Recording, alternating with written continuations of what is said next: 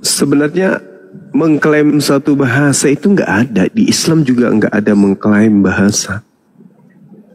Akan tetapi adalah sebuah aturan main. Orang yang disebut nabi itu memiliki bahasa sehari-hari. Dan tentu proses pewahyuan, interaksi yang terjadi menggunakan bahasa yang digunakan oleh nabi tersebut. Seperti Nabi Musa, pastilah menggunakan bahasa yang dipahami oleh Nabi Musa. Bagaimana mungkin ada Tuhan memberikan wahyu kepada nabinya, di mana nabinya orang Yahudi, kemudian berfirman kepada nabinya menggunakan bahasa Bugis. Kalau itu yang terjadi, berarti Tuhan tersebut tidak maha tahu. Sudah tahu nabinya nggak bisa bahasa Bugis, kok berwahyu pakai bahasa Bugis. Nah, oleh karena itulah kemudian Nabi Musa menggunakan bahasa Ibrani, maka Tuhan datang berfirman menggunakan bahasa Nabi Musa. Begitu juga ketika Tuhan datang kepada Nabi Muhammad, maka Tuhan berfirman dalam bahasa yang digunakan Nabi Muhammad. Bukan berarti bahasa Arab itu milik Islam. Bukan berarti bahasa Ibrani itu milik Yahudi. Akan tetapi secara keagamaan mereka secara ritual menggunakan bahasa yang bagaimana wahyu itu diterima. Yang lain itu Kristen. Yesus orang Aram, orang Yahudi menutur bahasa Aram. Tapi kitab yang diklaim sebagai kitabnya Yesus atau kitab yang menceritakan tentang Yesus justru bahasa Yunani. Ini yang mengherankan, saudara. Nabi Musa menerima Torah bahasa Ibrani. Nabi Muhammad menerima Al-Quran bahasa Arab. Yesus menerima firman juga. Tentu Yesus menerima firman sesuai dengan bahasa kaumnya, yaitu bahasa Aram atau bahasa Ibrani. Loh, kok yang muncul sekarang kitab Yunani? Kan gak nyambung itu. Terkecuali peristiwanya di Yerusalem, wartawannya orang orang Jawa, lalu kemudian surat kabar yang dituliskan itu diperuntukkan untuk orang Jawa. Barulah si wartawan menuliskan dalam bahasa Jawa. Artinya tak ada hubungannya kemudian antara wartawan dengan keadaan yang ada. Cuman wartawan ini menuliskan kejadian-kejadian itu untuk diperuntukkan oleh orang-orang yang penutur bahasa Jawa. Tetapi itu hanya sebagai berita saja. Kejadiannya begini telah terjadi, suatu hari kejadiannya begini, bla bla bla, seterusnya. Tapi karena surat kabarnya untuk orang Jawa, maka wartawannya melakukan penyelidikan dan penyusunan redaksinya sesuai dengan bahasa yang dimengerti oleh orang Jawa. Begitulah kitab, saudara. Makanya Yesus tidak mengenal kitab Roma, kitab Filipi, Galatia, Efesus, Yohanes, Markus, Matius. Yesus tidak mengenal. Intinya Yesus tidak mengenal perjanjian baru. Kenapa enggak mengenal perjanjian baru? Karena para penulisnya menuliskan itu tidak bertemu langsung dengan Yesus, tapi menyusun berita-berita itu jauh setelah Yesus itu sudah tak ada di dunia. Itu, Bang. Ya, betul. Jadi tapi begini, Bang Yuma, kita tuh tadi saya menyampaikan sesuatu sesuai dengan pembahasan sebelumnya, yaitu ada Nurtadin yang sombong-sombong, ya termasuk yang kita ketahui itu Lina yang di Medan menggunakan bahasa ya, menggunakan bahasa Arab ya kan, kemudian dia makan daging gitu. Nah, kalau hal ini terjadi di Timur Tengah ya kan, apakah bisa seperti itu? Makanya bahasa itu menjadi milik suatu agama, sehingga Lina Wijaya itu Lina apa yang di Medan tuh? sehingga dia disalahkan. Jadi bahasa itu milik suatu agama, ya kan? Jadi pelecehan. Nah, padahal di Timur Tengah itu ada Kristen. Nah, dia mengucapkan asyhadu Allah. Ada. Makanya hukum yang terjadi itu, saya tadi katakan Bang Juma, bahasa itu memang tidak diklaim kepada suatu agama, tidak ada. Tetapi faktanya terjadi yang di Medan itu dia menggunakan bahasa itu bahasa milik agama. Itu paham enggak nih? Bisa enggak nih dipahami? Saya paham. Nah, Jadi makanya iya, kalau itu terjadi di Timur Tengah, ada seorang Kristen makan lalu dia mengucapkan dengan bahasa Arab, nah kan tentu beda. Paham ya? Nah, begitu. Emang kuhapnya sama? Nah, itu dia, bukan soal kuhap, bahasa nih. Ya, jadi di Indonesia bahasa Arab itu milik suatu agama, walaupun tidak diklaim.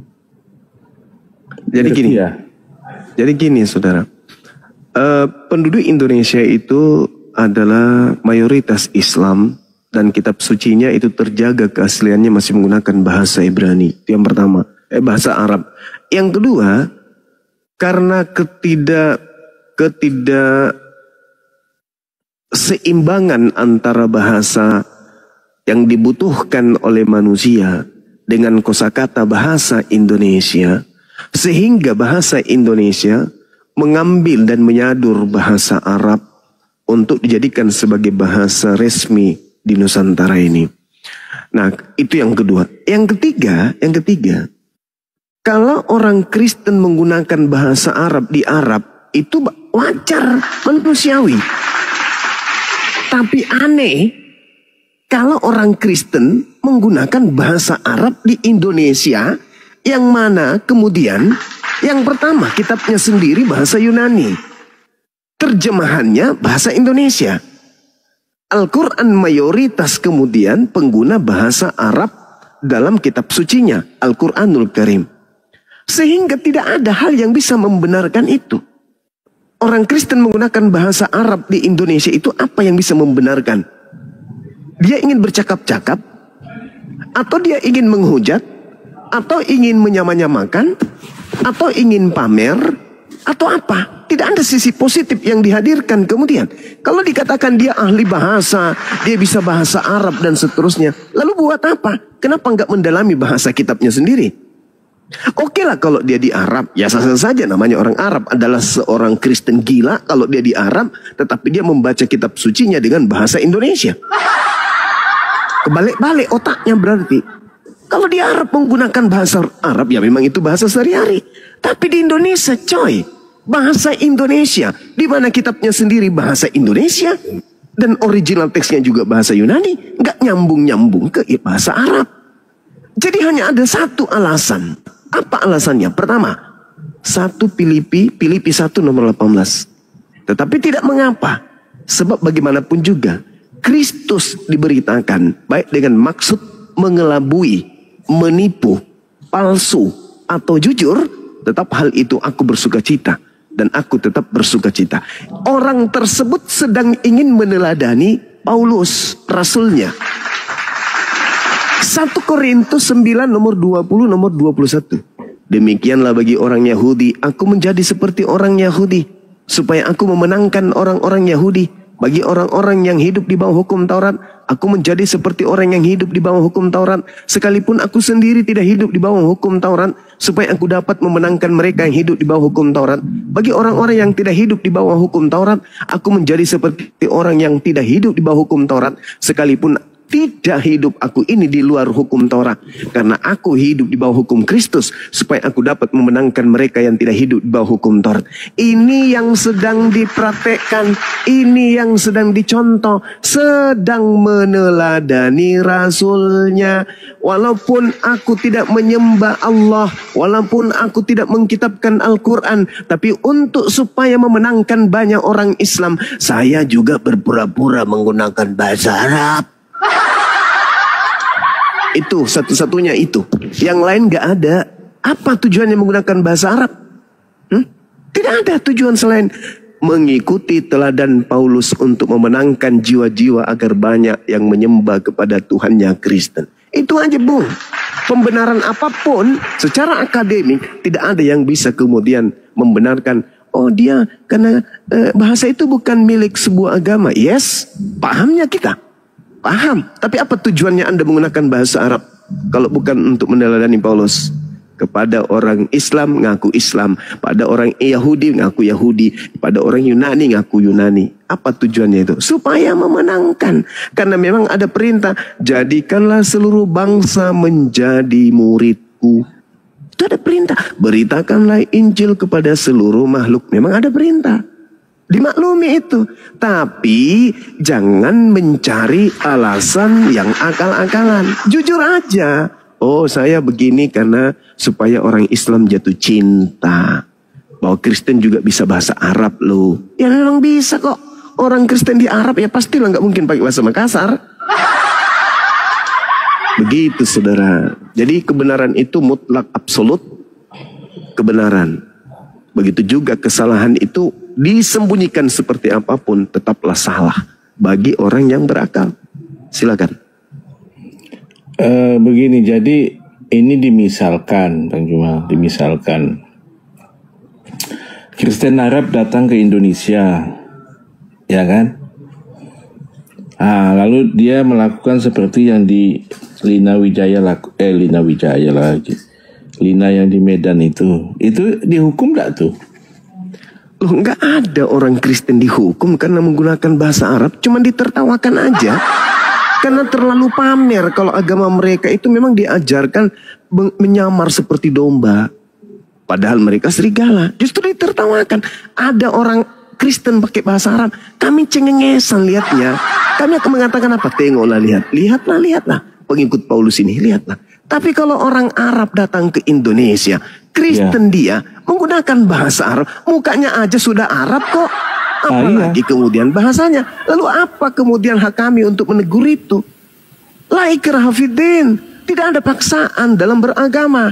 Cuman masalahnya kalau orang Indonesia muka kotak, hidung pesek, mata bola, rambut keriting, rambut kulitnya hitam, lubang hidung penuh bulu, tapi menggunakan bahasa Arab, hari Minggu ke gereja, ya tuh nggak nyambung, Cak Ayu. Kan gitu poinnya. Gini Gurunda, poinnya yang dibawakan oleh si David gini. Kalau bawa Lina Mukerje kenapa ditangkap polisi? Dia makan babi, mengucapkan Bismillahirrahmanirrahim. Itu bukan bahasa Arab tapi bahasa Quran. Itu Gurunda. Oh iya, kalau saya nggak kenal sih, kupikir tadi Lina Tidak Jaya. Ya itu. Gurunda. Emang ada ditangkap? Udah ditangkap. Oh ya, ini juga sih, ini sementara kita susun ya. Si mencerdaskan ya, dalam waktu dekat juga kita akan upayakan. Dia makan babi dengan benar-benar ya, teman-teman divisi hukum itu yang akan menggodok dia. Ada videonya yang lagi viral, makan babi tapi menyebut-nyebut nama Allah dan seterusnya. Itu juga akan nyusul itu. Ya ada, insya Allah besok saya kawal Bang Erik dan timnya ke Polda Gurunda, insya Allah besok. Iya, itu harus kita harus saling menghargai lah antar agama ya. Kita saling menghargai. Cukuplah saya ini yang dilapor, jangan sampai yang lain juga dilapor. Tapi anehnya kasus saya ini, saya korban, saya yang dilaporkan. Tapi nggak apa-apa. Negara kita negara hukum, kita harus tunduk taat hukum. Biarkan proses hukum itu kemudian didudukkan pada perkara yang sesungguhnya. Nah, kita hanya minta supaya jangan sampai ada diskriminasi para aktivis dakwah itu yang kita tidak inginkan. Oke, silakan dilanjut. Saya menanggapi yang tadi Bang Juma sampaikan tentang Paulus. Iya, silakan. Menipu-nipu tadi itu di mana ayatnya ya? Filipi 1 Bang, Filipi 1 nomor 18. Situ dalam bahasa Yunaninya itu dikatakan propasis. Propasis itu dalil yang dibuat-buat, alasan yang dicari-cari, atau semangat yang palsu, atau keinginan untuk berpalsuria. Coba Anda baca Filipi 1:18. Saya bacakan ya. Iya. Tetapi tidak mengapa. Sebab bagaimanapun juga Kristus diberitakan baik dengan maksud palsu maupun dengan jujur. Tentang hal itu aku bersukacita dan aku tetap bersukacita. Maksudnya saya perlu jelaskan begini Bang Juma, ini ayat. Iya, silakan. Jadi tadi disampaikan juga bagaimana Injil itu dihiperbolakan sampai diberitakan kepada segala makhluk. Karena saking pentingnya Injil itu untuk keselamatan. Nah, jadi di ayat Filipi 1:18 itu, sekalipun saya nih menyampaikan Injil tetapi dengan motivasi uang, tetapi kalau Injil itu saya sampaikan betul, itu tidak masalah. Tetapi jangan sebaliknya, niatnya baik-baik untuk memberitakan Injil, tapi Injilnya salah. Nah, itu celaka. Paham dah ya? Jadi saya ulangi, kalau saya sebagai penginjil, saya memang penginjil. Saya memberitakan Injil dengan maksud mendapat perpuluhan lah, amplop lah, bagaimana gitu. Tetapi Injil yang saya sampaikan itu betul, itu tidak masalah. Daripada Injil yang saya niatnya bagus untuk penginjilan, tetapi Injil yang saya sampaikan salah. Nah, itu maksudnya apa yang disampaikan seperti itu, Bang Juma. Jadi mengingat betapa pentingnya Injil untuk keselamatan itu, makanya seperti itu. Dengan maksud palsu pun tak apa-apa. Paulus masih bersukacita katanya. Nah, begitu. Jadi bukan untuk tipu-tipu, enggak. Gitu maksudnya. Tapi kalau di sini yang saya lihat itu seperti itu. Bagaimana dengan yang 1 Korintus 9:20 Bang? Itu kan ada kepura-puraan kepada orang pengikut Taurat. Saya mengaku sebagai penganut Taurat meskipun saya tidak taat kepada Taurat. Itu maksudnya apa? Demi untuk memenangkan banyak jiwa. Itu gimana itu Bang? Anda boleh mengaku sebagai orang Jawa, bisa juga mengaku sebagai orang Makassar, demi untuk memenangkan banyak orang. Ini maksudnya apa? Ini ajaran baik yang kayak gitu? Bukankah itu sudah penipuan? Ketika berpalsuria, bukankah itu adalah penipuan? Palsu itu kan identik dengan sesuatu yang negatif. Tetapi tidak mengapa, sebagaimanapun juga Kristus diberitakan baik dengan maksud palsu. Propasis. Propasis itu cakupan makna bahasa itu mengelabui. Mengelabui itu ya sinonim dengan mengelabui, menipu, membohongi. Kan itu sama itu Bang. Palsu itu bohong kan? Iya, jadi tidak mengapa, yang penting Injil diberitakan. Contoh begini, misalnya di Korea Utara ada Injil. Bagaimana sulitnya Injil itu disampaikan. Lalu ada upaya tipu menipu, tapi Injil disampaikan, tujuannya Injil disampaikan. Jadi itu tidak mengapa. Karena Injil yang disampaikan itu begitu susah waktu di sana itu disampaikan. Yang penting Injil disampaikan. Misalnya dia membohongi tentara di sana begini begitu ya kan, tetapi dia menyampaikan Injil. Itu tidak mengapa, karena begitu sulit di sana. Ada demikian juga hal-hal seperti itu sampai saat ini pun, misalnya saya nih saat ini penginjil, saya memang penginjil, tapi saya demi dapat amplop gitu saya sampaikan, Pak nanti saya pelayanan di sini. Tidak mengapa. Yang penting Injilnya tuh Lucu nih ya. betul. Nah, begitu, Pak. Jadi mengingat pentingnya Injil itu disampaikan. Tapi masalahnya bukan masalah pentingnya. Ini masalah Kristus.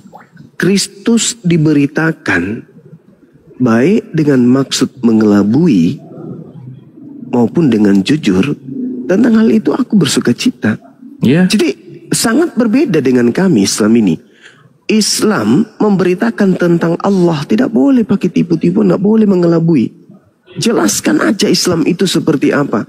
Makanya toa di mana-mana ada di masjid. Kenapa? Tidak ada yang harus ditutupi.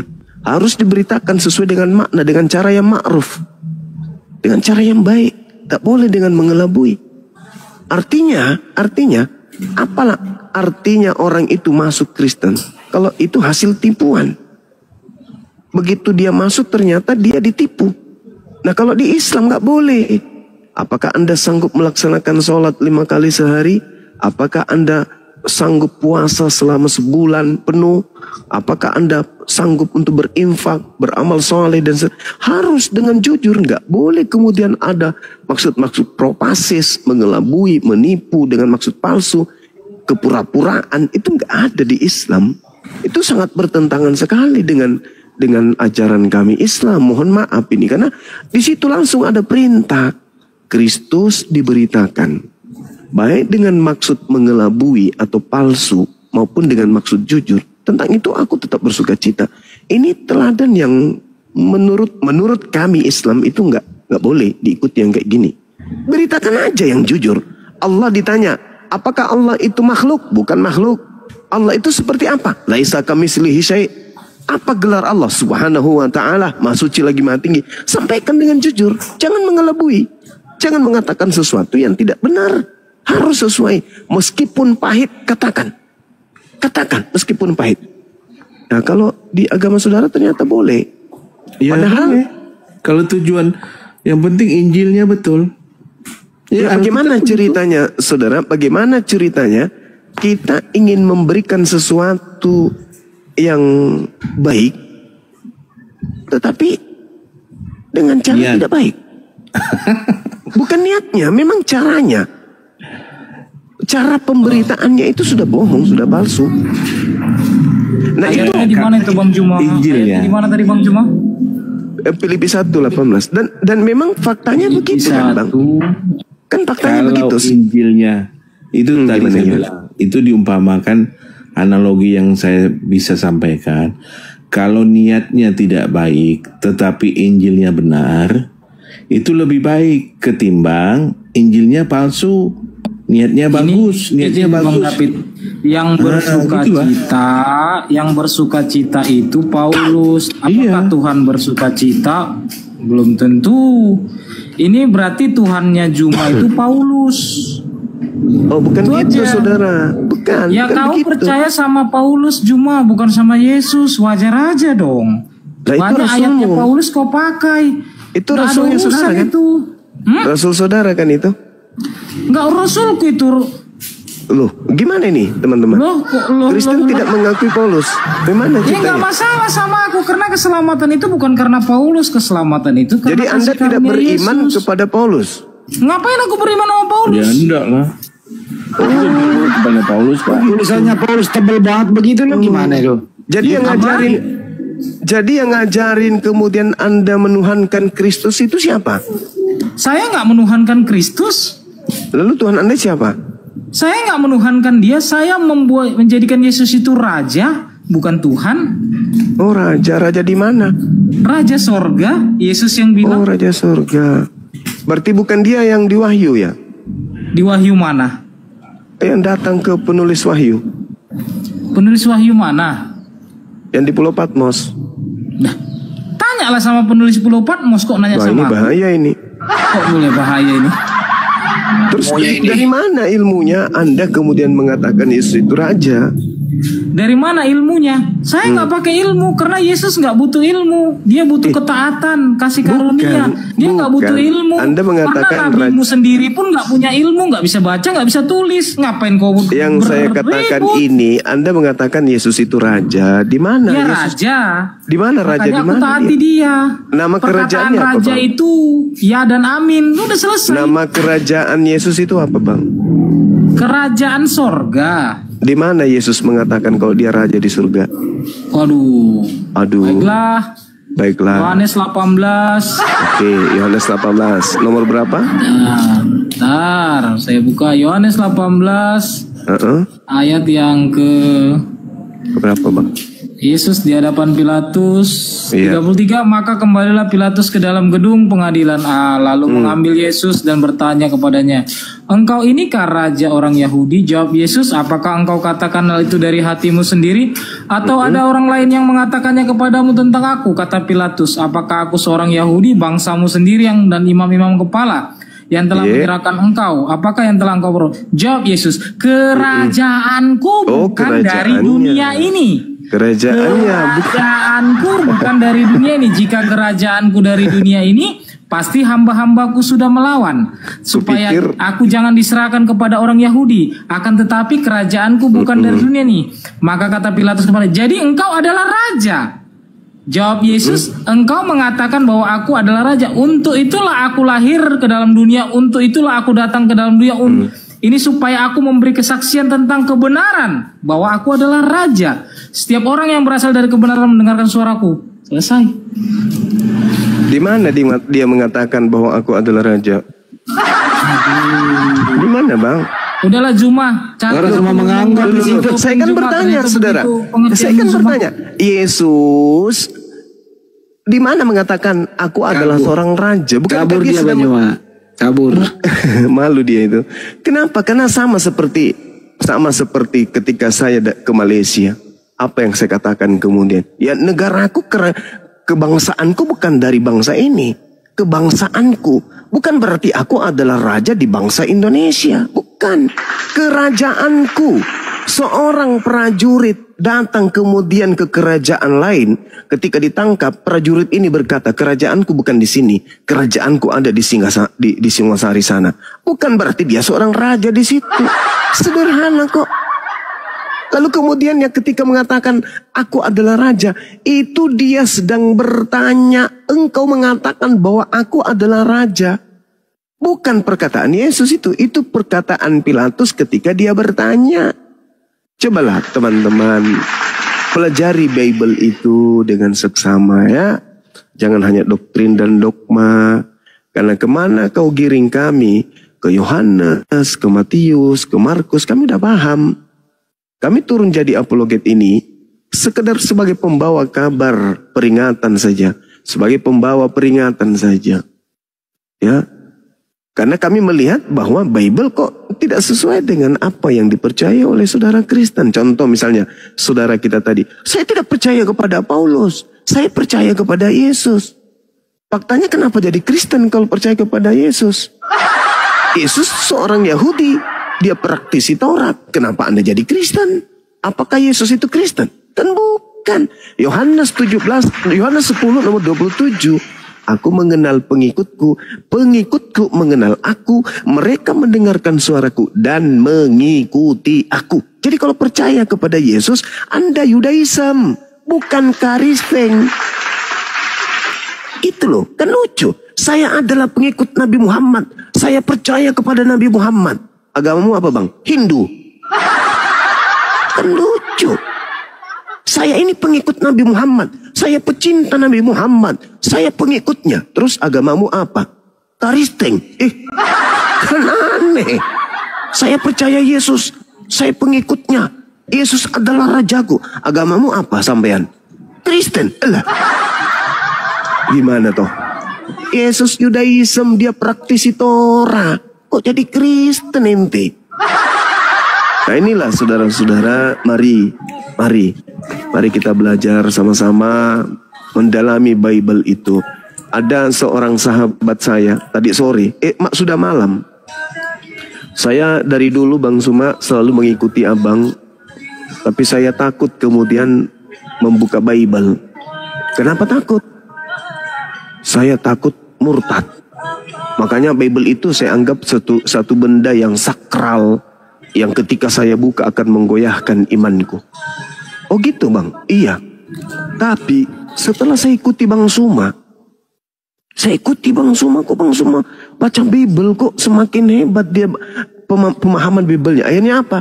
Pelan-pelan dia lirik-lirik Bible. Lama-lama dia baca. Akhirnya dia sudah bisa berbicara tentang data Bible kepada saya secara japri. Lalu dia katakan apa? Bang Suman, ternyata semakin saya baca Bible, semakin tebal iman Islamku. Aku tanya, kenapa bisa demikian bang? Ya karena tidak masuk akal apa yang kubaca di situ. Tidak ada yang bisa menguatkan imanku. Tidak ada isi Bible yang bisa membuat goyah iman Islamku. Semakin Bible ku baca, semakin kuat Islamku. Intinya karena yang ku baca itu sesuatu semuanya hal yang bertentangan dengan akal sehatku. Berbeda ketika aku baca Quranku. Berarti Bible itu bukan harus saya takuti. Ya emang. Apa yang ditakuti? Itu kan cuma catatan-catatan yang ditulis oleh orang-orang yang Yesus sendiri tidak mengenal penulisnya. Baca aja berita-berita itu. Itu kan hasil penyelidikan orang. Selain kita baca karya ilmiah, kita membaca satu berita peristiwa, selayaknya itu. Tapi untuk sampai level firman Tuhan selain Al-Quran itu nggak bisa. Jadi sahabat saya itu ya makin semangat baca Bible. Dan setelah dia baca Bible, semakin tebal iman Islamnya. Karena di situ tidak membuatnya kemudian goyah karena tidak masuk akal. Bayangkan aja, misalnya Yesus ditelanjangin, Yesus ditampar, Yesus ditonjok, Yesus kemudian dikejar, Yesus sedih, Yesus ketakutan, Yesus menangis, Yesus ketiduran, Yesus ngantuk, Yesus was-was, Yesus ditombak, Yesus digantung. Mana bisa menjatuhkan akidah Islam kayak gitu? Enggak. Malah semakin mempermantap akidah Islamnya.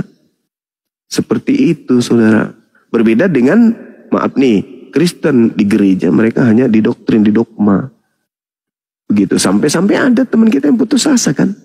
Paulus itu bukan rasul bagi saya. Dia bukan siapa-siapa. Nah itu kan lucu kan. Ngaku Kristen tapi tidak percaya kepada Paulus. Sedangkan yang disebut Kristen itu adalah pengikut Paulus. Bukan. Pengikut Yesus tidak disebut Kristen dia. Gitu saudara, silakan. Ini Bang. Oke, kita masih ada. Yang tadi naik itu Bang Juma kan tidak tahu itu. Iya, saya nggak tahu bang, saya nggak kenal juga. Kok dimut-mutkan? Ada musik. Paham. Selamat malam. Ada musik itu Bang David. Musik apa nih? Oh, di Bang David itu musik. Ada musik, kita lagi live di YouTube Bang David. Musiknya dipelanin. Oke, Ya, Akal. Iya, selamat malam teman-teman. Selamat malam. Malam saudara Akal. Bagus ini namanya. Iya. Ini saya mau bertanya. Ya bang. Kalau teman-teman Islam, kalau urutan nabinya yang awal sampai akhir kira-kira siapa aja? Bagaimana urutan nabinya? Sebenarnya kalau di Islam itu nabi yang kami imani itu ada, yang wajib kami imani itu ada 25 nabi. Di antaranya Nabi Adam, kemudian Nabi Ibrahim, Nabi Nuh, Nabi Lut, Nabi Yakub, Nabi Ayub, Nabi Musa, Nabi Daud, Salomo, Isa, kemudian Nabi Muhammad sebagai penutup nabi. Itu bang yang kami imani. Kalau seperti Nabi Saulus itu kami tidak imani. Nabi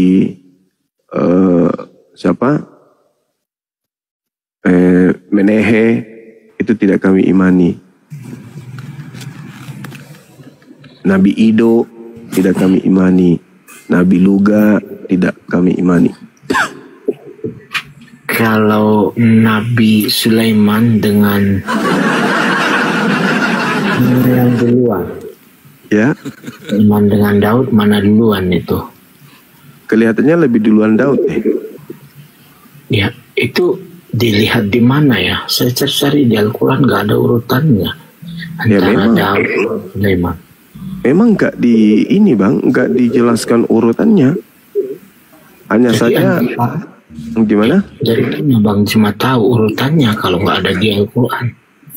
Kan tidak berdasarkan urutan iman Islam itu bahwa harus berurutan. Tidak ada kaidah di Islam itu. Nabi itu harus diimani secara berurutan, enggak. Kami hanya beriman bahwa nabi-nabi itu pernah diutus oleh Allah kepada kaumnya masing-masing. Kami percaya bahwa nabi-nabi ini pernah ada di atas muka bumi, diutus oleh Allah kepada seluruh kaumnya masing-masing, kepada kaumnya masing-masing. Gitu maksudnya bang.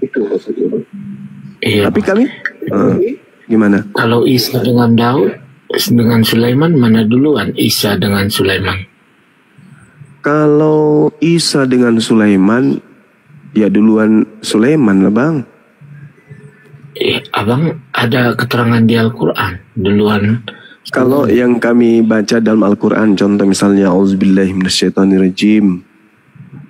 Qulu amanna billah wa ma unsila ilaina wa ma unsila ila Ibrahim wa Ismail wa Ishaqa wa Ya'qub wal asbat wa ma utiya Musa wa Isa wa ma utiyan nabiyyuna min rabbihim. Nah, kemudian kami diperintahkan la nufarriqu baina ahadim minhum. Kami tidak membeda-bedakan seorang pun di antara mereka. Semuanya nabi, orang-orang suci, pilihan Tuhan. Kami tidak harus tersusun nabi ini, nabi ini. Cuman dikatakan dalam Al-Quran, kami beriman kepada Allah dan apa yang diturunkan kepada kami. Dan kami beriman apa yang diturunkan kepada Nabi Ibrahim, Ismail, Ishak, Yakub dan anak cucunya. Dan kepada yang diberikan kepada Nabi Musa, Nabi Isa. Dan yang diberikan kepada nabi-nabi dari Tuhan. Itu aja bang, di iman kami itu kayak gitu. Tidak mesti harus, oh siapa dulu ya yang harus kita imani? Nabi siapa? Enggak ada yang kayak gitu. Oh kita harus beriman kepada Nabi Sulaiman dulu. Enggak boleh kita beriman kepada Nabi Isa sebelum beriman kepada Nabi Sulaiman. Enggak ada kaidahnya. Kayak gitu enggak ada bang. Yang pasti kami beriman kepada mereka nabi-nabi ini. Dan kata Allah, la nufarriqu baina ahadim minhum. Kami tidak membeda-bedakan. Mereka semua adalah nabi maksum. Orang-orang yang dijaga oleh Allah. Berarti tidak diketahui juga ya Abang Juma, kalau Sulaiman itu anaknya Daud, itu bukan, nggak ada hubungannya ya. Maksudnya nggak ada hubungan darah antara Sulaiman dengan Daud. Di kami itu ada ulama sejarah, mereka yang tahu tentang riwayat atau secara histori kenabian. Kalau saya hanya pendebat biasa aja bang, bukan ahli sejarah. Tapi yang saya tahu ketika Anda bertanya tentang iman kami kepada para nabi, ya kami beriman kepada Allah. Dan kami beriman kepada yang diturunkan kepada kami. Dan kami beriman kepada apa yang diwahyukan kepada para nabi. Yang tadi itu Ismail, Ishak, Yakub dan anak keturunannya. Begitu saudara. Iya. Berarti artinya urutannya tidak diketahui kalau kita melihat Al-Qurannya bang. Mana duluan, mana yang terakhir. Jadi untuk apa diketahui urutannya kalau urutan itu menyebabkan orang itu dikatakan anak dari ngintip cewek mandi bang. Salomo itu kan hasil dari ngintip cewek mandi kan. Daud itu kan dari salah pak, salah bukan. Salah gimana sih? Baca itu di Lukas itu. Daud memperanakkan Salomo dari istri siapa? Istri Uria itu, orang Het. Salah gimana? Siapa ini? Assalamualaikum warahmatullahi wabarakatuh. Waalaikumsalam warahmatullahi wabarakatuh. Waalaikumsalam warahmatullahi wabarakatuh. Kalau bisa aku nambah sedikit ya. Kalau kita lihat Bible itu ya mirip buku sejarah ya, perjalanan-perjalanan hidup para nabi, autobiografi Yesus, perjalanan hidup si Paulus ya kalau di Bible. Tapi kalau Al-Quran itu murni firman Allah ya, 100% firman Allah itu Al-Quran. Jadi nggak akan ketemukan sejarah-sejarah tentang apa. Coba aku mau nanya autobiografi. Kemudian apa lagi tadi? Aduh lupa aku. Lanjut. Ya, coba aku mau nanya si Akal dulu, Kal. Yesus itu di Bible nabi atau Tuhan? Itu doang sih, baru ke Bajuma. Kal, Yesus itu di Bible nabi atau Tuhan? Diam dulu kau, Pit. Kau ini kalau setiap kau ngomong kok kenapa kau setiap kau ngomong kau gemeter? Kal, Yesus itu di Bible nabi atau ya Tuhan? Tuhan. Kalau di bukan Bible, nabi. Bukan. Yakin? Silakan Banyua. Bukan nabi katanya. Silakan. Ya kalau dia bukan nabi, faktanya dia menerima firman, Bang. Yohanes 17 nomor 8. Lagi pula Yesus sendiri menyebut dirinya sebagai seorang nabi. Yesus acap kali mengatakan bahwasanya seorang nabi itu tidak diterima kemudian di tempat asalnya. Itu Yesus sampaikan di Bible Anda sendiri. Sedangkan Yesus tidak pernah menyebut dirinya sebagai Tuhan atau menyebut dirinya sebagai Elohim. Nah, ini bahayanya. Bahkan Yesus juga menyebut dirinya itu sebagai seorang rasul. Matius 6 nomor 4, Yohanes 4 nomor 44, Lukas 24 nomor 19. Di situ Yesus menyebut dirinya sebagai seorang nabi. Itu dalil, Bang, di kitab Anda. Jadi kalau Anda mengatakan Yesus itu bukan nabi, maka akan semakin nampak kalau saudara Kristen ini memang bukan pengikut Yesus. Tapi Kristen ini adalah pengikut Kristus. Kristen bukan pengikut Yesus, tapi Kristen pengikut Kristus. Nah itu yang betul itu. Siapakah Kristen ini? Ya pengikut Kristus. Kristus yang mana yang diikuti oleh Kristen? Kristus yang bukan nabi. Nah, lucu kan? Benang merahnya itu akan sampai ke sana. Bahwasanya setelah Yesus terangkat ke langit, Yesus menubuatkan akan datangnya penyesat yang bergelar Kristus. Itu, Bang, berat itu. Materi itu berat. Materi yang sangat berat untuk orang Kristen. Iya, tapi begini ya, Bang. Sepengetahuan saya memang sebutan Yesus itu banyak. Ada juga yang mengatakan dia nabi, begitu. Tetapi siapa sebenarnya Yesus adalah Tuhan. Jadi Tuhan ini dia sebutan untuk menegaskan keilahian Yesus. Jadi dalam perjanjian dia di sini kena disebut sebagai Tuhan oleh para pengikutnya. Nah, itu. Ada dua kemudian, menurut pengetahuan saudara, apakah iblis itu ingin dituhankan? Itu ingin saya tahu secara jujur berdasarkan Bible. Iya, kalau berdasarkan Bible, iblis itu ingin disembah, Bang. Iblis selalu menyatakan ingin disembah, begitu. Makanya Yesus tidak pernah saya temukan, sembahlah saya, katanya tidak pernah. Karena itu adalah kata-kata iblis di dalam Bible kami. Oke. Nah, bagus. Saya menghargai itu. Ketika kemudian di dalam Matius 4, cerita-cerita yang dituliskan kemudian oleh penulis Matius, kemudian Yohanes 8, pengakuan Yesus di mana iblis juga mau disembah dan seterusnya. Artinya kita sepakat bahwa iblis ini memang ingin dituhankan. Iblis ini memang ingin disembah. Pertanyaan saya, apakah Yesus mau dituhankan, mau disembah? Itu dulu. Apakah selama 33 tahun Yesus mengajar Injil di tengah-tengah Bani Israel, ada dia menginginkan dirinya diibadahi, ada menginginkan dirinya untuk disembah? dituhankan. Adakah? Selama saya belajar Bible, saya tidak pernah menemukan Yesus itu pernah kemudian menginginkan dirinya disembah. Tetapi iblislah yang ingin disembah. Pertanyaannya kemudian, kalau Yesus tidak pernah minta disembah, Yesus tidak pernah mau diibadahi, lalu siapa yang disembah oleh Kristen ini? Siapa yang telah memperdaya saudara Kristen saya menyembah kepada Kristus ini?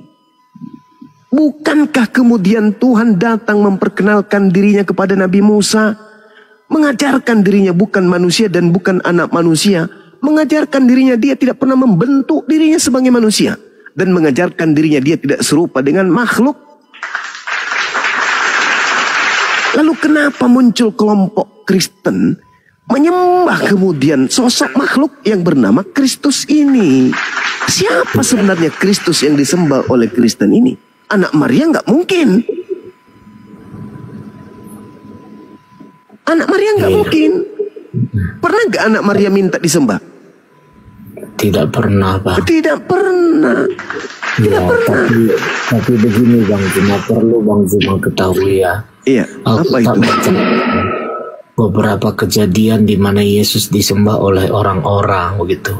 Jadi berarti? Yang pertama itu di dalam Matius 2 ayat 11 yang diceritakan bahwa setelah menemukan bayi Yesus, orang Majus itu lalu sujud menyembah dia. Mereka membawa persembahan emas, kemenyan dan mur untuk menghormati Yesus sebagai raja. Di Matius 28 ayat 16 sampai 17, setelah Yesus bangkit dari kematian, para murid-muridnya sujud menyembah dia. Mereka percaya Yesus adalah Tuhan dan Raja mereka. Begitu juga Bang Juma di dalam Matius 20 ayat 29 sampai 31, seorang buta memohon kepada Yesus untuk menyembuhkannya. Setelah Yesus menyembuhkannya, orang buta itu sujud menyembah dia. Jadi dari beberapa ayat ini, Bang, yang penting dicatat bahwa semua kejadian ini Yesus tidak pernah melarang orang-orang untuk menyembah dia.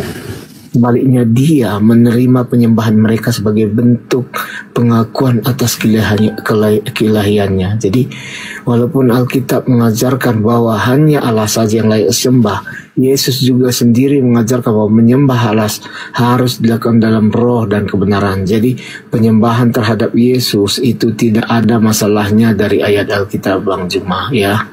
Jadi Yesus adalah anak Allah yang datang ke dunia menyelamatkan manusia. Oke, baik saudara. Saya hargai itu. Itu iman saudara.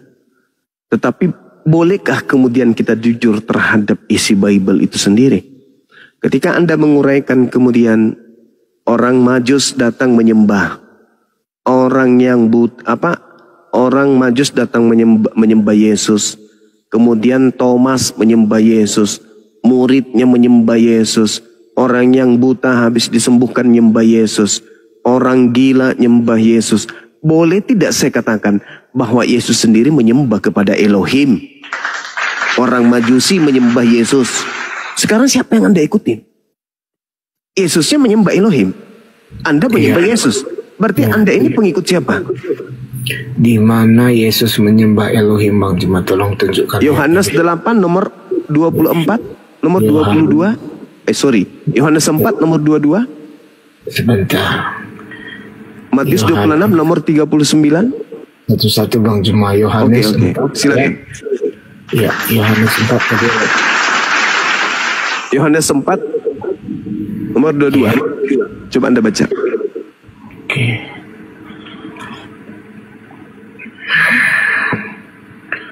Jadi Yohanes 4 ayat 22, kamu menyembah apa yang tidak kamu kenal, kami menyembah apa yang kami kenal, sebab dari bangsa Yahudi. Jadi sebentar ya Bang Juma. Jadi dalam konteks ini kan Yesus sedang berbicara dengan perempuan Samaria ya. Jadi perempuan Samaria itu menyembah gunung Gerizim, tempat Yesusnya memiliki kuil mereka. Jadi Yesus sebagai orang Yahudi menjelaskan bahwa keselamatan bangsa datang dari bangsa Yahudi. Karena Yesus menyembah, Yesus menyembah nggak di situ? Jadi Yesus mengatakan kami menyembah apa yang kami kenal. Dia mengatakan bahwa orang-orang Yahudi menyembah apa yang mereka termasuk kenal. Dirinya kan? Karena bukan termasuk Bang Juma. Karena Yesus di sini nah, ini kerja iblis ini. Ini iblis ini yang sedang berkarya ini. Yesusnya menyembah, Bung. Yesusnya menyembah. Anda baca itu. Dia berdoa semalam-malaman. Yesus bersujud di dalam beribadah, mengangkat tangannya memohon kepada Tuhannya. Kok Anda katakan dia tidak menyembah? Anda ingin mengatakan Yesus ateis? Bukan Bang Juma, tetapi kejam kali Anda memfitnah Yesus. Yesus itu kan anak Allah, ya kan? Loh, jadi Anda ngerti nggak anak Allah itu? Anak Allah itu artinya hamba Allah. Wah, ini Bang Juma ini salah. Kalau hamba, Anda baca Kisah Para Rasul 4 nomor 30, Yesus disebut sebagai hamba yang suci. Gimana ini saudara? Sebagai hamba. Karena sekali Yesus lagi melakukan kehendak Bapaknya. Ya itu berarti dia menghambakan diri. Yang namanya hamba itu, Bang, menghambakan diri. Artinya menundukkan diri, tunduk kepada perintah majikan. Yesus tunduk gak kepada perintah majikannya? Tunduk, berarti dia hamba. Ya, bukan majikannya Bang Juma, tetapi Bapaknya. Bang Juma ini salah. Ya, Oke, maaf kalau gitu. Nah sekarang begini, Anda mengatakan Anda menjadi pengikut Yesus karena menyembah Yesus tidak pernah marah. Disembah tidak pernah marah. Nah, Anda kemudian mengikuti siapa? Mengikuti orang Majus. Kenapa tidak mengikuti Yesus? Sedangkan di dalam pola Matius ini, polanya, di situ diceritakan dengan sangat jelas bahwa iblis mengatakan apa? Ketika iblis membawa Yesus ke atas gunung yang sangat tinggi, lalu iblis yang memperlihatkan kemudian kerajaan dunia, memperlihatkan kemegahan dunia. Lalu iblis berkata, wahai Yesus, semua itu akan kuberikan kepadamu jika engkau sujud menyembah aku. Berarti iblis ini mau disembah kan? Sedangkan Yesusnya sendiri mengatakan waspadalah kepada penyesat yang datang kepadamu mengaku Kristus. Kristen pengikut Kristus. Kristen menyembah Kristus. Siapa yang mau disembah selain daripada Tuhan? Iblis kan? Bukankah Tuhan itu yang di langit, yang di surga? Dan Tuhan tidak pernah bergelar Kristus. Tetapi kalian menyembah Kristus. Sedangkan Yesus mengatakan waspadalah kepada penyesat yang mengaku Kristus. Allahu Akbar, Masya Allah. Saya bukannya ingin menyudutkan, enggak. Saya hanya ingin menggelitik. Sangat disayangkan kalau hidup di zaman sekarang yang begitu modern, kita bisa mengakses semua informasi dengan mudah. Sudah begitu bertemu dengan teman-teman Islam kita nih, yang ikhlas belajar Bible, memahami Bible, lalu mengajarkan kepada kita Bible. Kita mau sesat itu susah ketika kita menggunakan akal. Kenapa? Informasi datang dari mana-mana. Iblis minta disembah. Matius 4 nomor 8 nomor 9. Sembahlah aku, maka aku akan memberikan kemudian kerajaan kemegahan duniawi. Siapa yang menguasai dunia hari ini? Orang yang beragama apa dan apa yang dia sembah? Penyembah Kristus kan? Mereka mendapatkan dunia enggak? Kemegahan dunia enggak? Mendapatkan kemegahan dunia. Syukran, Afida Medi. Itu jelas itu. Sehingga apa yang terjadi di dalam kehidupan kita sebagai manusia? Ada dua kemudian entitas yang minta untuk disembah. Yang satu Allah, yang dua iblis. Nabi Musa alaihissalam mengajarkan kemudian pengikutnya menyembah kepada Allah. Nabi Isa demikian juga adanya. Nabi Muhammad demikian juga adanya. Ada enggak orang yang bisa menunjukkan seperti apa wujudnya Tuhan yang disembah oleh Nabi Abraham? Tak ada yang bisa menunjukkan. Ada nggak yang bisa menunjukkan wujud sembahannya Nabi Musa? Tak ada. Ada nggak bisa menunjukkan Tuhan yang disembah oleh Yesus yang disebut Bapa di surga? Ada nggak? Nggak ada. Adakah yang bisa menunjukkan kemudian wujud daripada sembahan Nabi Muhammad yang disebut Maha Suci lagi Maha Tinggi itu? Tak ada. Tetapi ada nggak yang bisa menunjukkan wujud Tuhannya orang Kristen? Ada. Tuhannya orang Kristen bertanduk 7, bermata 7, berupa roh, berupa manusia, berupa burung merpati. Itu. Jadi memang beda itu loh.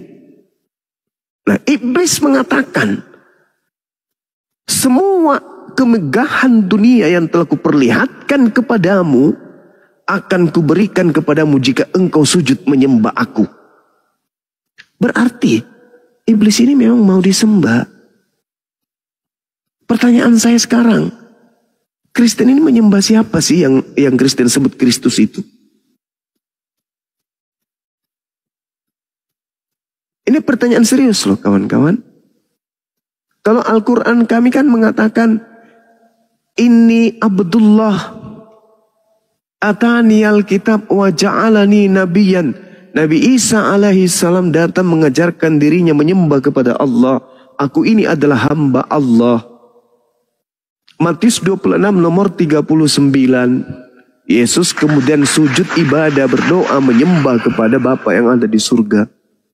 Jelas itu.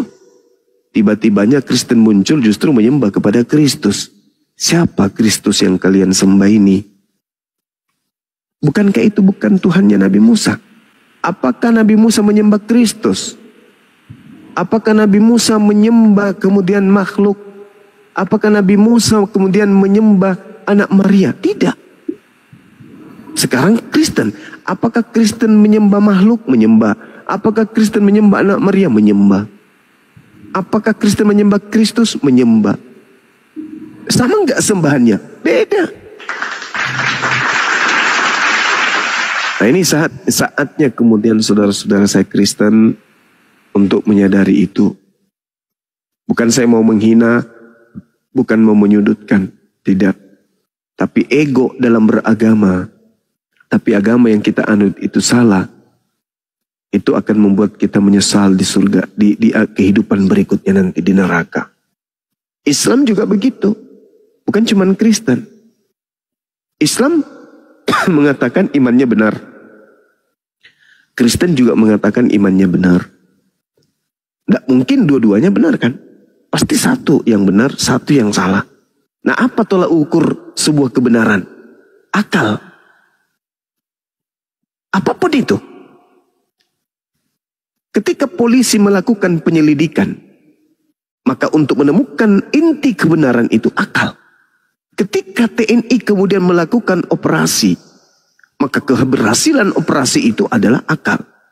Ketika seorang guru kemudian mengajar, keberhasilan murid-muridnya itu karena akal.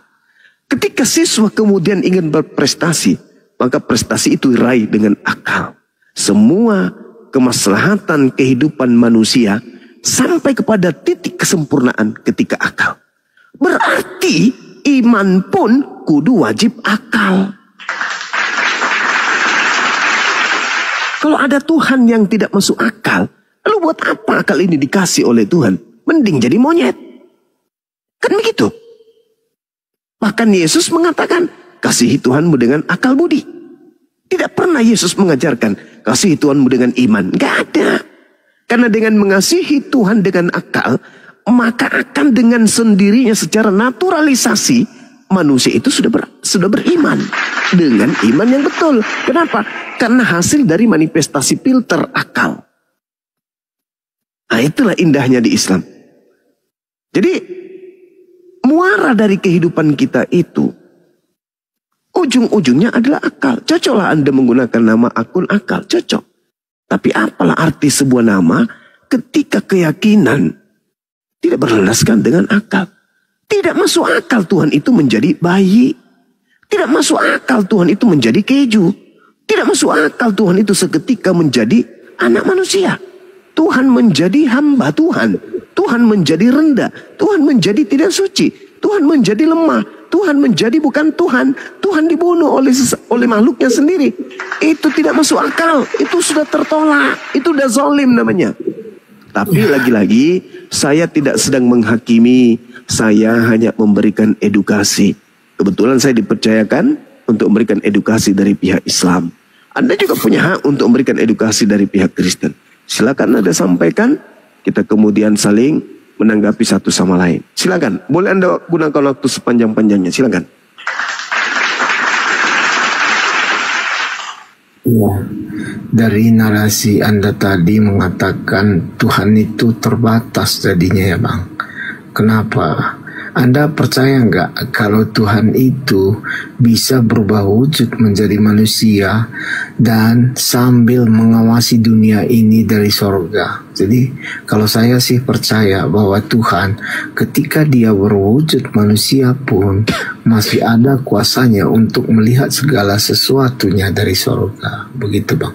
Abang percaya nggak? Oke. Kalau itu yang Anda jadikan sebagai acuan, anggaplah saya jadi seorang yang tidak menggunakan akal. Maka saya bisa mengatakan bahwa saya sedang berdiskusi dengan Tuhan yang sedang menjelma menjadi manusia yang bernama akal. Bisa. Kenapa tidak? Saya bisa beranalogi secara seimbang dengan narasi Anda. Bahwa orang Kristen boleh menuhankan Anda karena sebenarnya Anda itu adalah inkarnasi Tuhan. Kenapa saya mengatakan begitu? Karena Yesus yang Anda tuhankan itu, kalau dia benar-benar Tuhan, ternyata dia adalah Tuhan yang tidak sadar kalau dirinya adalah Tuhan.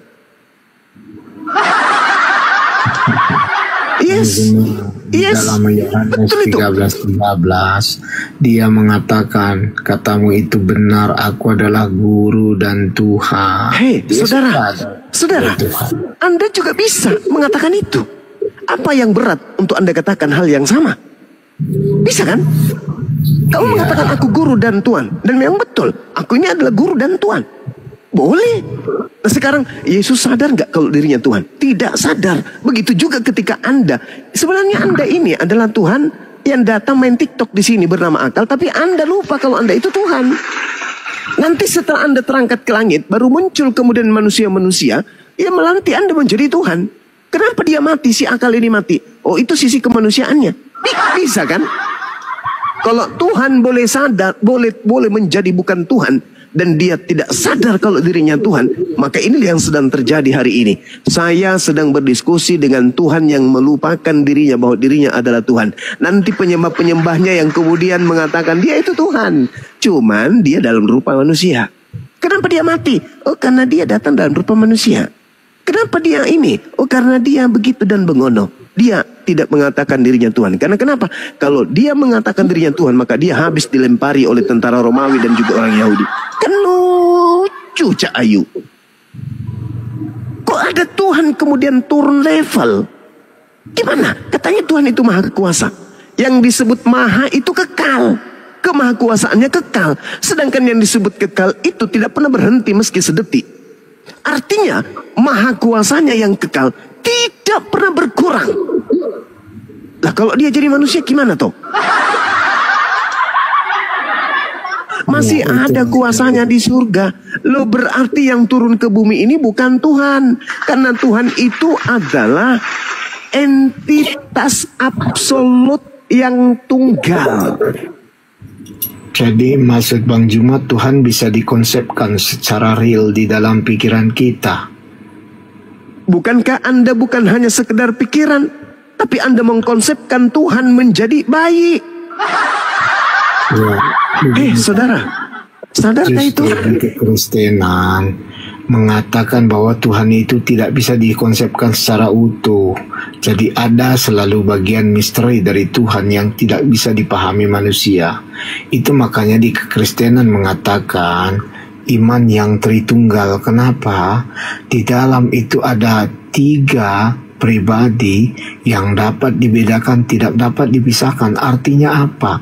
Iman kekristenan itu mengatakan Tuhan itu maha kuasa ketika kami mengakui bahwa kami tidak dapat mengkonsepkan Tuhan itu secara utuh. Itu kalau Anda kan mengatakan Tuhan itu satu, tidak bisa dibagi dan tidak serupa dengan apapun.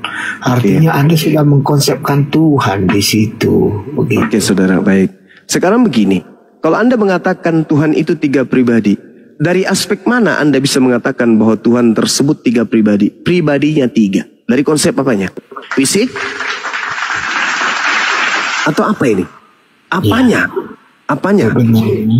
Apa yang membuat Anda berpikir Tuhan itu memiliki 3 pribadi? Dari aspek apa? Sampai dipantau atau ditinjau atau diimani dia 3 pribadi? Dari aspek mana? Keberadaannya? Kehendaknya? Wujudnya? Atau apa? Yang membuat Anda menggiring opini bahwa Tuhan itu 3 pribadi? Dari aspek apa Anda menilai ini? Kenapa nggak 1000 pribadi? Atau 1 miliar pribadi?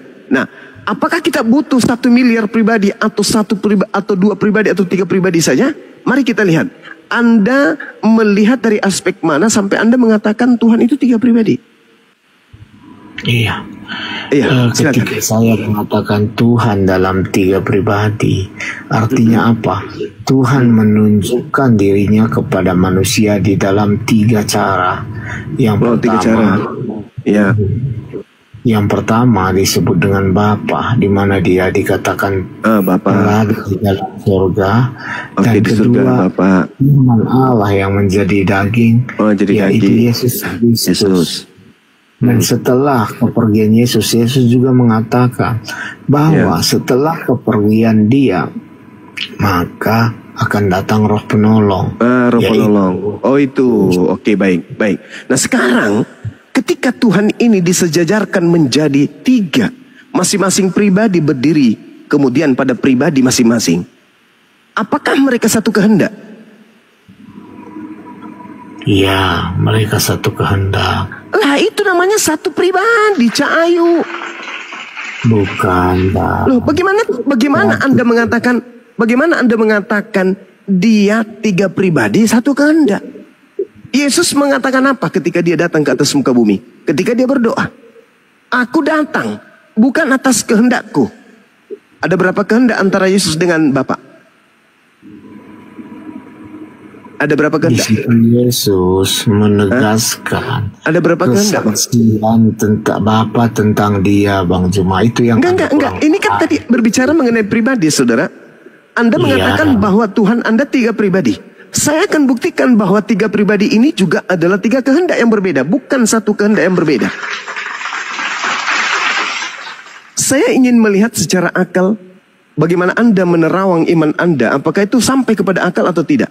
Ketika tangan Anda buntung, kena tebas, kemudian tangan Anda memiliki kehidupan sendiri, memiliki pribadi sendiri, memiliki tubuh sendiri, dan memiliki kemudian kehendak sendiri. Apakah Anda masih bisa dikatakan bahwa tangan itu adalah punya Anda, sementara dia sudah memiliki kehidupan sendiri?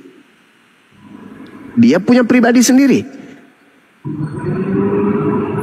Kita tidak bisa menganalogikan itu. Bagus sekali.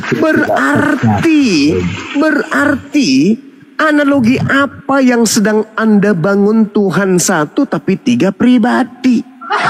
Ternyata dalam hal ini tangan yang tadinya satu dipotong lalu memiliki pribadi baru, memiliki kehidupan sendiri, memiliki kehendak sendiri. Anda ampun, tidak bisa diserupakan dengan analogi tersebut. Lalu mana hebatnya tadi 3 pribadi itu mana? Kan jadinya mati akal kita jadinya. Ayo, bagaimana mungkin ada 3 pribadi, satu hakikat?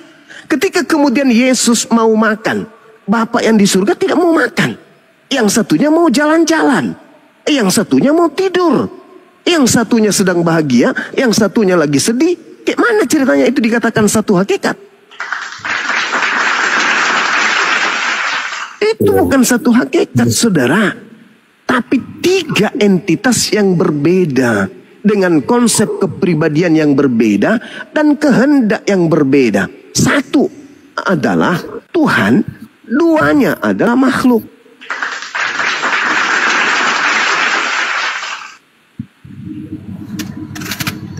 Iya, kalau menurut Bang Juma seperti itu ya. Tetapi di Biblos atau di Alkitab itu berbeda dengan apa yang Bang Juma pikirkan. Oke. Jadi begini sedikit. Ketika Yesus telah bangkit dan naik ke surga, dia menjanjikan Roh Kudus. Jadi Roh Kudus ini juga bagian dari diri Allah sendiri. Begitu. Jadi makanya Yesus pergi baru datang Roh Kudus. Di situ kita harus berpikir agak kritis. Kenapa sih mesti Yesus pergi dulu baru Roh Kudus itu datang? Kan seperti itu.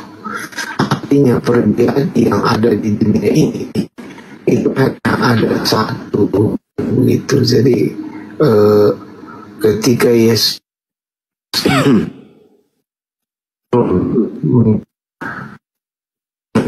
dia hingga kedatangan Yesus yang kedua kalinya lagi, begitu Bang Juma. Jadi sebenarnya gini saudara, yang Anda sebut Roh Kudus itu bukan Tuhan. Roh kebenaran yang datang setelah Yesus itu bukan Tuhan. Kenapa bukan Tuhan? Karena roh kebenaran atau roh penghibur yang datang atau Roh Kudus yang datang setelah Yesus itu tidak berkata-kata dari dirinya sendiri. Bagaimana mungkin ada Tuhan tidak berkata-kata dari dirinya sendiri? Bukankah Tuhan itu maha berkata? Penguasa itu seenak dia. Mazmur 33 nomor 9. Innama amruhu ita arada syai'an ayyakula lahu kun fayakun. Sedangkan yang datang di dalam Yohanes 16 nomor 13-14. Apabila Roh Kudus itu datang, dia tidak berkata-kata dari dirinya sendiri. Melainkan apa yang didengarkan itulah yang disampaikan. Berarti dia juga pesuruh. Dia juga hamba. Posisinya sama seperti Yesus berarti. Kenapa Anda tidak menggunakan dalil seperti agama politeisme atau animisme yang lain? Mereka sampai Tuhannya itu sampai ribuan. Kenapa tidak gunakan itu aja, Bang? Ada Tuhan yang menjaga sawah, padi, kebun duren. Ada Tuhan yang menjaga kemudian empang, tambak lele. Lain lagi yang menjaga tambak buaya. Ada juga yang menjaga kemudian gunung. Ada yang menjaga sawah. Ada juga Tuhan yang menjaga petir. Ada juga menjaga awan. Ada yang mengatur ritme hujan, ada juga yang mengatur ombak, ada yang mengatur angin, ada yang mengatur kemudian jabatan, daratan. Kenapa Anda tidak seperti itu? Biar lengkap, saling melengkapi satu sama lain. Sayang kalau cuma 3, sayang. Kenapa? Karena Yesus ketika dia datang, dia mengaku, Yohanes 5 nomor 30, aku tidak dapat berbuat apa-apa dari diriku sendiri. Ini Tuhan harus di backup lagi dengan Tuhan yang lain. Kenapa harus kurang, Bang? Coba, ketika Yesus mati, apa kata orang Kristen? Ya kami kan masih ada Bapa di surga. Nah, kalau di bumi Yesus mati, sampaikan aja. Ada di planet Mars yang siaga 1, ada yang di Pluto sudah siap-siap meluncur kalau ada apa-apa dengan Tuhan yang ada di bumi ini. Bilang aja kayak gitu. Biar sempurna gitu loh. Pemahaman akal-akalan Anda dalam konsep bertuhan. Ketika Tuhan saya mati, masih ada 2 cadangan. Kapan ada yang terjadi huru hara besar, maka Tuhan yang senior akan turun. Kayak gitu. Tapi apakah seperti itu ajaran Yesus? Tidak, saudara. Tidak.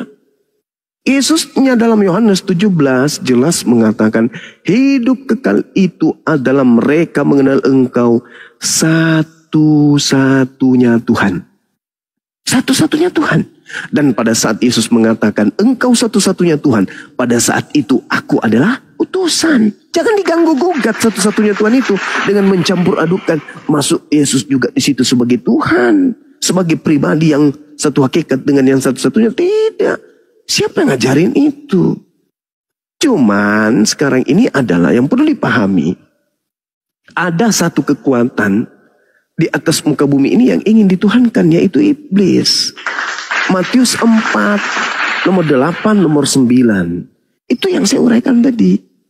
Lukas 4, nomor 6.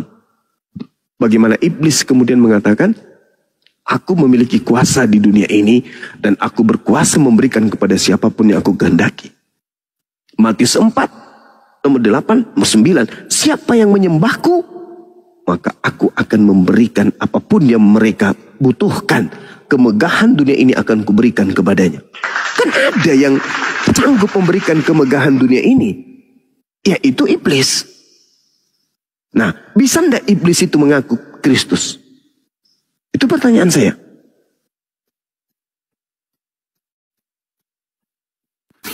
Ya, bisa atas buahnya, Bang Juma ya.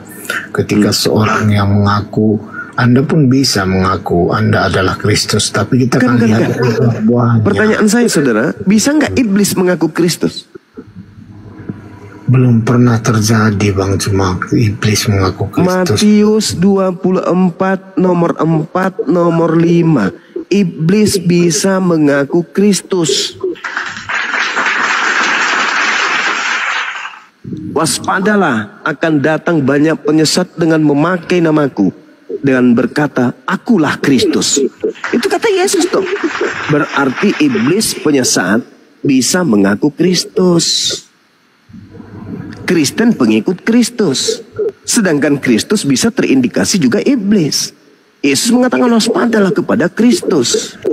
Matius 24 nomor 4 nomor 5. Waspadalah kepada Kristus. Kristen pengikut Kristus. Coba ditelaah dulu itu ucapan Yesus itu. Al-Quran mengatakan wa iyad'una illa syaitanan marida. Yang mereka sembah adalah iblis yang durhaka. Yesus mengatakan waspadalah kepada Kristus palsu yang datang mengaku Kristus. Paulus mengaku, aku menerima Injil bukan dari Yesus, bukan dari manusia, tetapi dari Kristus Yesus. Yesus tidak pernah bertemu dengan Paulus. Paulus mengaku di dalam Galatia 5. Aku kemudian, Galatia 1, dia mengaku, aku dipilih dari sejak dalam rahim ibuku. Dipilih sebagai apa? Sebagai rasul. Oh ya? Kalau dia dipilih sebagai rasul dari dalam rahim ibunya, kenapa dia tidak pernah bertemu Yesus? Kenapa setelah Yesus terangkat ke langit, baru ada Kristus datang kepadanya? Kristus yang mana ini? Penaserong.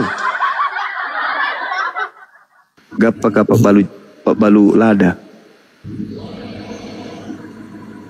Iya, memang sebelum bertobat, Paulus itu kan yang dinamakan Saulus, selalu menyakiti hati para murid-murid Yesus, karena dia yang menganiaya murid-muridnya, Bang Juma. Jadi Paulus itu adalah salah satu orang yang dikatakan Yesus bahwa apa yang tidak kadang dipakai dunia, Allah dapat memakainya.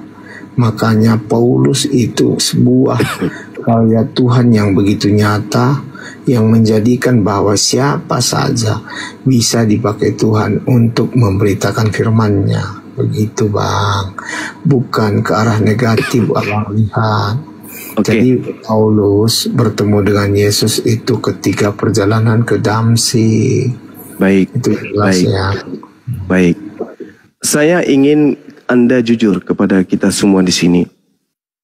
Di dalam Matius 12 ada orang yang bertobat, yang kerasukan kemudian 8 iblis di dalam tubuhnya, yang justru semakin jahat setelah dia bertobat. Itu tertulis di dalam Matius 12:43.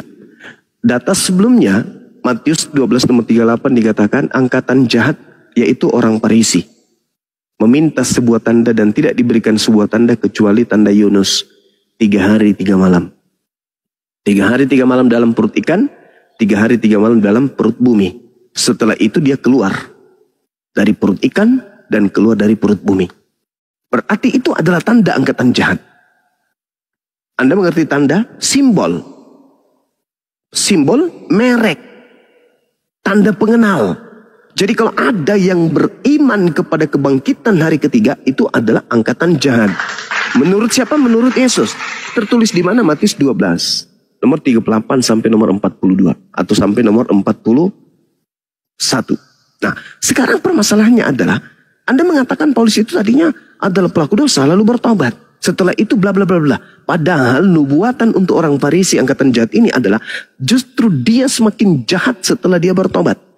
Apabila roh iblis keluar dari manusia yang sudah bertobat itu, lalu kemudian ia mengembara ke tempat-tempat tandus mencari pemberhentian, tetapi ia tidak mendapatkannya, lalu ia berkata, aku akan kembali ke rumah yang kutinggalkan itu, ke orang yang bertaubat itu.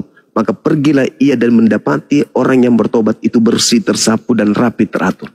Lalu iblisnya keluar kembali dan mengajak 7 roh iblis yang lebih jahat daripadanya. Dan mereka 8 roh jahat ini masuk dan berdiam di situ. Maka akhirnya keadaan orang yang tadinya bertobat jauh lebih jahat daripada keadaannya semula.